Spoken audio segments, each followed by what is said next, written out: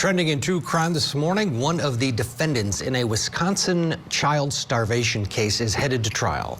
Savanna LeFever appeared in court via Zoom with her attorney on Friday. The judge ruled the case would proceed to Superior Court. No arraignment date has been set yet. LeFever, along with 3 other adults, face horrible charges for nearly starving to death a 14-year-old teenage girl. The child is the daughter of the male in this photo. His name is Walter Goodman. He actually called 911 asking for help when his daughter became, quote, sick and comatose. Here's what happened in court on Friday.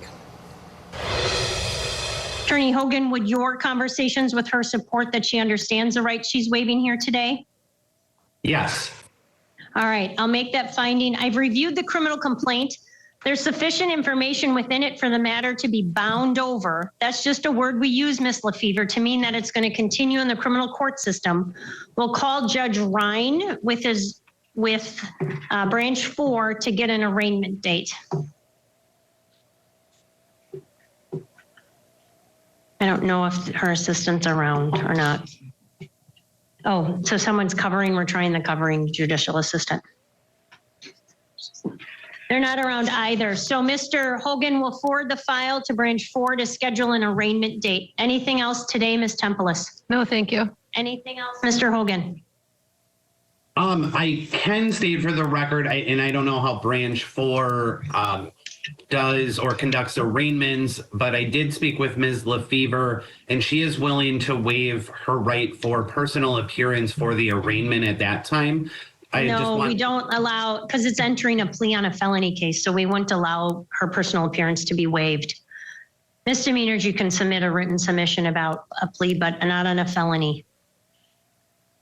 Okay, I just wanted to note that for the record that she was willing to waive her personal appearance.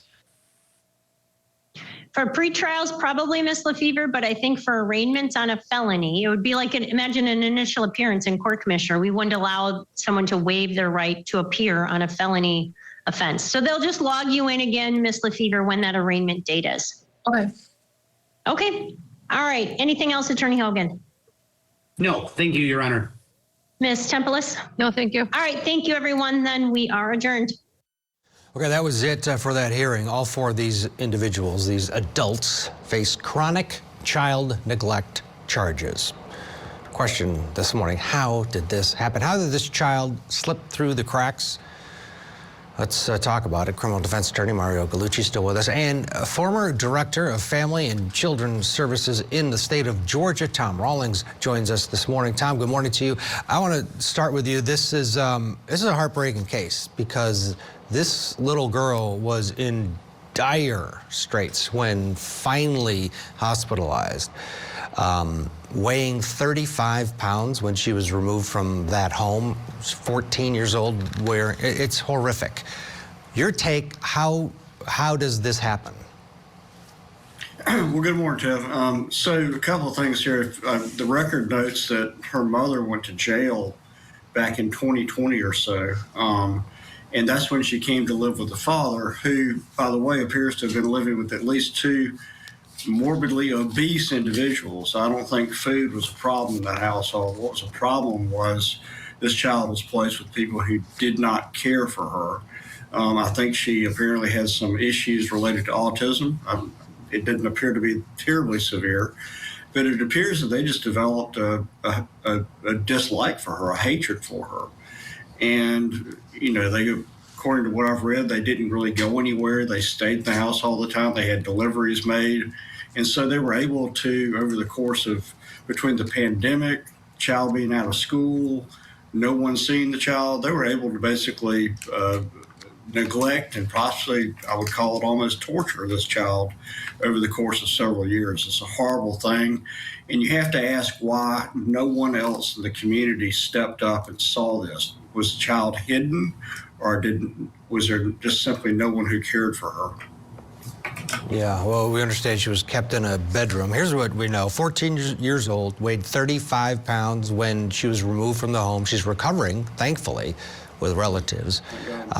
When taken into the hospital, she was suffering from dehydration, multiple organ dysfunction, pancreatitis. The girl's eyes reportedly lit up when she was told she'd get 3 meals a day at the hospital. The last time she saw a doctor was in 2020. She hadn't been attending school since then, kept locked in this bedroom with a video camera on her. They were monitoring her via a camera. According to investigators, the adults here all charged here. And Mario, some cases get your blood boiling. And boy, this is one of them. This is very difficult case to defend. I mean, I agree. This is not only starvation. Seems like a torture for some reason. These people had such disdain for this young lady that they basically not only tortured her, but watched her be tortured. So, I mean, if this case walked into my office, I'd first have to look to see what kind of, mental status these 4 people have, what's going on in that house that allowed 4 people. We're not talking about 1 or 2.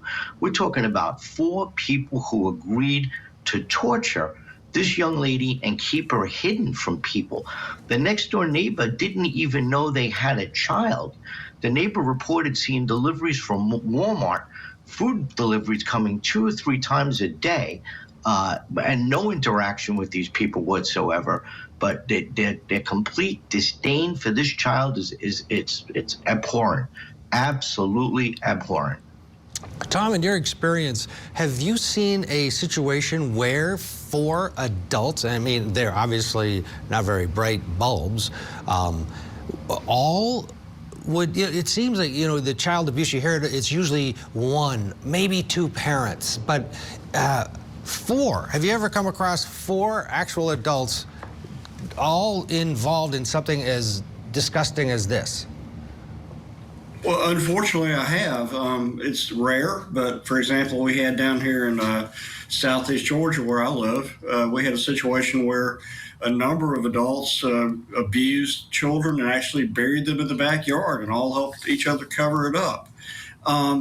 If you look at this group, they look like they're just, I don't know how else to say it. They are birds of a feather. They have flocked together, but they are, I think the pictures we see of them are probably reflective of both their mental state and perhaps even something deeper and darker. The other issue, I think, is how on earth was this child placed with these people and why? Who, was social services involved? Would the mother just drop the child off with the father when she went to jail?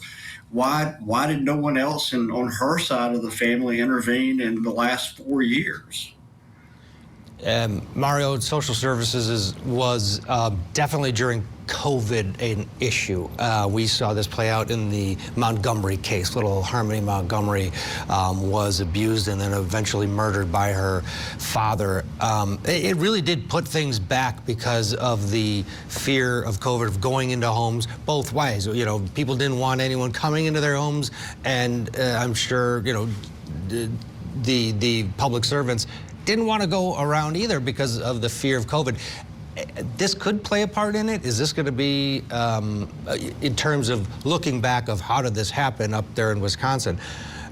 But still, what about the defense on this? They're all being charged, it sounds like, individually. If you were defending one of them, what would you be looking for? I would try to make my client the least culpable. Try to show that maybe this was an orchestrated effort by 1 or 2 of them, that they had some sort of Svengali hold over the other participants in this, that my client was unwittingly engaged in this because of whatever, hold this one person had or both people had over them.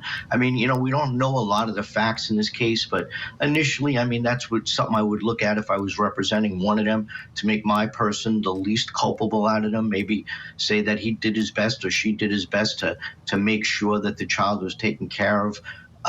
We got to see what the facts of this case as they come out. I mean, right now, this is just, it's a horrible, horrible, horrible case. Yeah, absolutely. And we'll continue to monitor.